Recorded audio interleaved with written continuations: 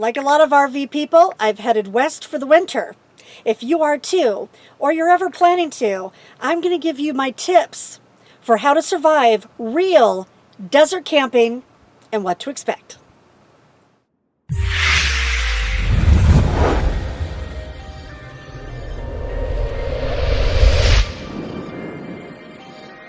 Hey everybody, it's Robin with Creativity RV.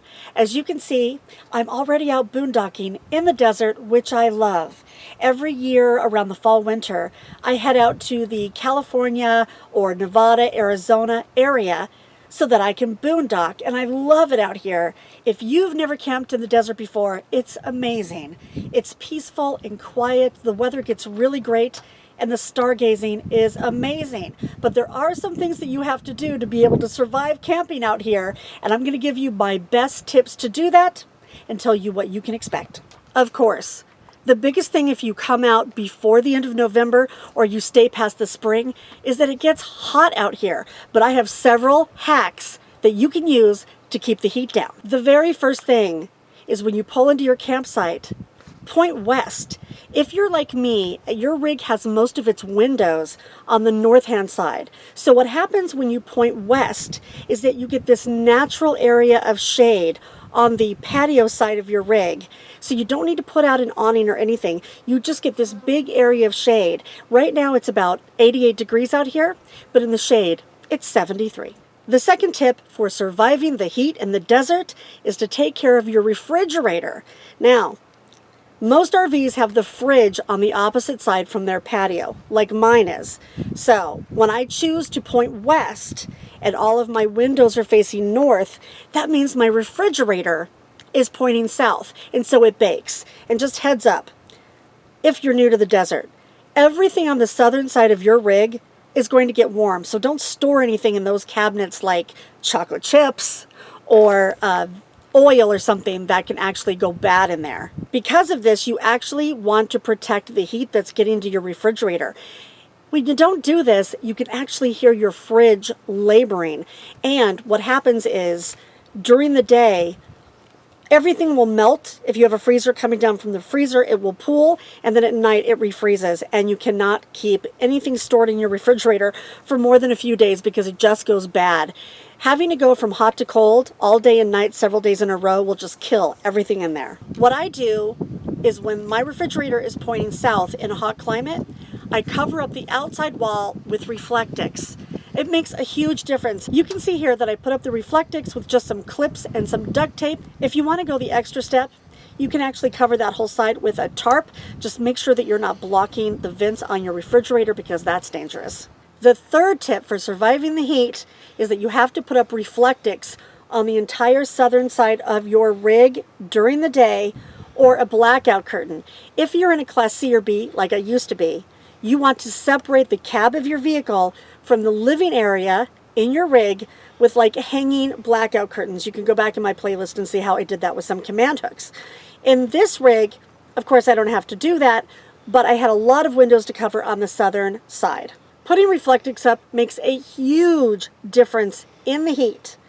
If you don't have that, you can also use some cardboard or even some fabric. If you tape it up there, it'll make a little bit of a difference, but Reflectix is absolutely the best thing to use. My next tip is to beat the heat. You have to get ahead of the heat. Now, if you think you're going to come camp in the desert in a tank top and some flip-flops, that would be wrong, because you have to have good warm clothes at night and in the morning, especially if you're going to do this trick. What you want to do is open up every window, take out the Reflectix, and just put small fans in front of your windows so that you're blowing the cold air from outside your rig inside your rig. If you have a fantastic fan in your ceiling or something like that, that is drawing the air up through your rig and outside. So if you open the windows and use the fan, what's going to happen is that this cool air is going to rush through the entire rig and cool it off. You want to have this going all night long until you see the sun come up in the morning. Now, it might be 56 degrees inside your rig, 60 degrees. A lot of people think that's too cold. Not me. All I do is put on sweats and a hoodie, and I ride that out, because if you do that, and then when the sun comes up, you put the Reflectix back in and shut those windows, it will stay cool in your rig until about 1 o'clock. so you are getting ahead of the heat that's going to come later on in the afternoon. The next tip for beating the heat is to have a good area outside your rig. So, like I said in the beginning, when you point west, you're going to have this big automatic shadow. It is so much cooler in that shade than it is on the sunny side of your rig, or even inside by the time you hit the heat in the afternoon. So my clam is automatically in the shade, and inside I have a little work area, a little lounge area, and a portable battery that can power a fan, and in there it is super nice and cool until the sunset. This next tip is one I never considered when I was new. If you go out to camp in the desert, you have some options. You can go out into a non-rocky area that looks nice and smooth to camp on, but those areas are going to be dustier. If you camp on an area that's rocky, it's better for the dust, but you actually have to look out for a good area to camp. You might find a good flat spot and think you're all set up, and then realize that your patio and everything around you is covered in these big jagged rocks. So what I look for now is smaller rocky areas where I can actually walk around outside without falling down, or I can walk around in flip-flops or like some slip-on shoes without hurting my feet. Even if you have a rug out on some of these jagged rocky areas, you're gonna hurt your feet. When you camp in the desert, something insidious will creep into your RV every single day no matter what you do, and that's dust. Look, if you live in an RV, you already know this.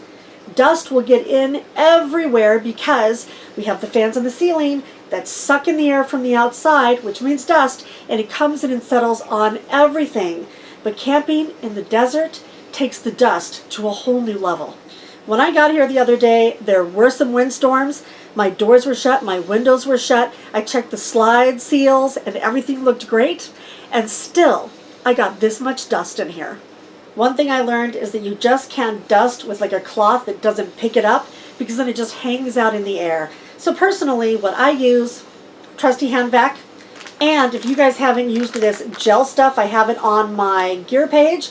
This is a goo that will pick up anything. I use that in the inside of my windows. The other thing is that if you're going to camp out in the desert and boondock, make sure that you have access to everything you need before you go out to camp. So a place to get water, dump your tanks, get groceries, propane, anything else you might need. Which brings me to next week's video. If you haven't subscribed yet, please do and hit that little bell for notifications, because I'm going to tell you how I prep to stay out in the desert for months without having to go back to town. And finally, if you're going to be boondocking out in the desert, make sure that you have a first aid kit and a good amount of over-the-counter medicine, because if you're 30 or 45 minutes away from a town and you tear off your thumbnail putting away a camp chair like I did one year, you want to make sure that you have the bandages to take care of that. And if you get a cold or something like that, you want to have the medicine you need on hand so you don't have to drive half an hour into town and half an hour back while you're sick. I'll tell you guys, I've been wanting to come out to the desert for months, and I'm psyched to finally be here. I hope you get to experience it someday too. The stars and the sunsets and the peace and quiet are just amazing. I hope you guys are out on the road or doing something you love, and I hope to see you soon. Until then, everybody have happy travels and be free.